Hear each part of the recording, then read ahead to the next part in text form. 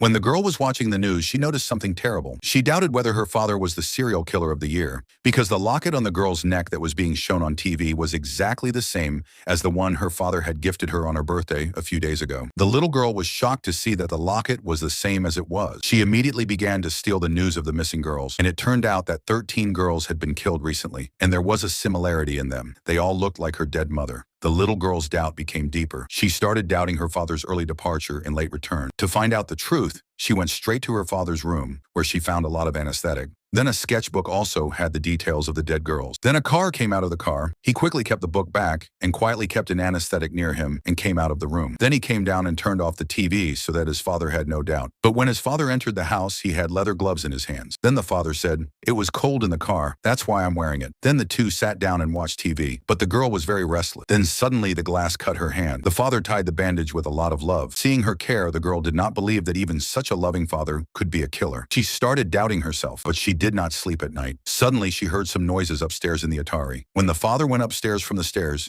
it seemed that he was hiding something. The next morning, the girl talked to the father about the locket, asked if this is a second hand. The father said did not pay attention to the shop. After breakfast, the father left for work like every day. Then the girl saw the opportunity and went to the Atari to take a torch and check it. There she saw a bag of clothes equal to a human head, but as soon as she turned, the cloth broke. The hole opened directly in her room, so the father did not know. Then she saw her mother's old things, a box of jewelry in which there were a lot of jewelry that were neither hers nor her mother's. She started looking one by one. Then she saw that there were bloodstains on them. Now she was sure that her father was the serial killer. She started preparing to run out of fear, but as soon as she left the house, she started running away because she was afraid of going to the open field. That is, she was affected by agoraphobia. The more the crowd or open space there was, the more she breathed. She started encouraging herself, but then the sound of the bike came from nearby, and she came back home again in fear. Now she decided that she would ask the father directly. When she showed the father the jewelry, the father was also shocked. He said, "These were all Mom's." The girl asked while showing the bloodstained ring. Then the father said, "This is paint. Have you killed someone?" and showed the photo of the news. The father got angry, and the girl ran upstairs to the room. The father started following. While running, one of the father's ears fell down. The girl closed the door and put a tablecloth on it and stopped it. The father kept knocking on the door, but the girl was no longer going to open at any cost. She was shivering with fear from inside